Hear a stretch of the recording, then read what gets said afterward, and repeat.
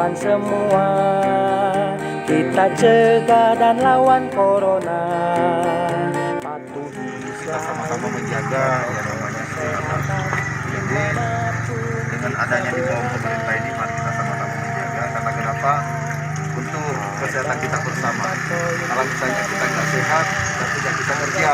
Kalau misalnya kita tidak sehat, tidak bisa ngapa-ngapain. Jadi yang pertama adalah kita masih yang paling ini adalah kita menjaga menggunakan masker, mencuci tangan, dan kita tetap menjaga Sayangi diri kita, sayangi keluarga, sayangi orang-orang sekitar kita.